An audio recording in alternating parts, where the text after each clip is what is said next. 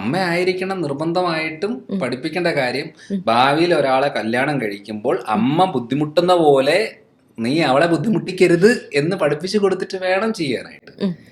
മോളോടാണേലും പറഞ്ഞു കൊടുക്കേണ്ട കാര്യമാണ്. അതായത് നിന്റെ കാര്യം നീ നോക്കണം, നീ ചെയ്യണം. അതേപോലെ തന്നെ ഹസ്ബൻഡിനെ കൂടെ ഉൾപ്പെടുത്തിക്കൊണ്ട് കാര്യം ചെയ്യണം. അല്ലാതെ ആദ്യമേ കല്യാണം കഴിച്ചേച്ച് ഇവര് നല്ല രീതിയാകാനായിട്ട് ഒന്നും പണിയൊന്നും ചെയ്യിപ്പിക്കത്തില്ല.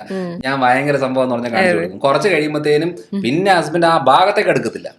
അപ്പൊ എന്നാ സംഭവം, ഇതെല്ലാം ഞാൻ ചെയ്യണോ, എന്റെ ഇതാണ്, ഞാൻ തുണി അലക്കണം, ഞാൻ ഇത് ചെയ്യണം, ഞാൻ തൂത്ത് കൊടുക്കണം എന്നൊക്കെ പറഞ്ഞു വെച്ച് അതിപ്പോ ആരുടെ മിസ്റ്റേക്കാ? ആദ്യമേ കാര്യം പറയണത് ഇതൊക്കെയാണ് പരിപാടി, ഇങ്ങനെ ഉണ്ടെങ്കിൽ ഞാൻ ഉള്ളൂ, ഇങ്ങനെ ഉണ്ടെങ്കിൽ ഞാൻ കല്യാണത്തിനുള്ളൂ, അല്ലെങ്കിൽ ഞാൻ വേറെ രീതി, നിങ്ങൾ വേറെ രീതി ജീവിക്കാൻ പറ്റില്ല. അപ്പൊ ഇതൊക്കെ പറഞ്ഞ് മനസ്സിലാക്കിയെങ്കിലേ കല്യാണം കഴിച്ചാൽ മതി. ഇതൊന്നും അല്ലാതെ എന്തിനാ കല്യാണം കഴിക്കില്ല? ഇല്ല വേണ്ട.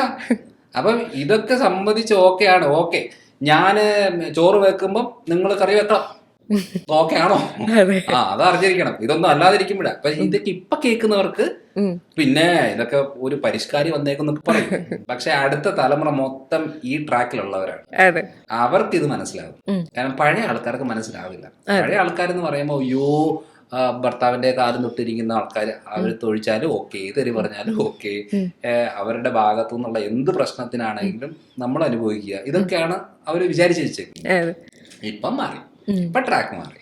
അതുകൊണ്ട് എത്ര പെട്ടെന്നാണ് അടുത്ത തലമുറ വന്നപ്പോ തന്നെ രീതികൾ മാറുന്നത്. എന്റെ ചിന്താഗതിയാണ് ഇപ്പൊ പുതിയ ആൾക്കാരുടെ. ഇവര് ഒത്തിരി ആൾക്കാർ വരുമ്പോൾ നമ്മളോട് ഡിസ്കസ് ചെയ്യുമ്പോൾ നമുക്ക് ക്ലിയർ ആയിട്ട് മനസ്സിലാവും ഇവരുടെ മനസ്സിലിരിപ്പ് ഇതാണ്, ഇങ്ങനെയാണ് അവർക്ക് വേണ്ടത്. ഈ ജെൻസികളുടെ ഒരുപാട് ആൾക്കാരുടെ കാര്യങ്ങൾ ഇതാണ്. അതായത് അവർക്ക് റെസ്പെക്ട് വേണം. നിങ്ങൾക്ക് റെസ്പെക്ട് ചെയ്യാൻ പറ്റുമോ? ഞാൻ ഓക്കെ. അല്ലാതെ എനിക്ക് കുറെ പൈസ വേണ്ട.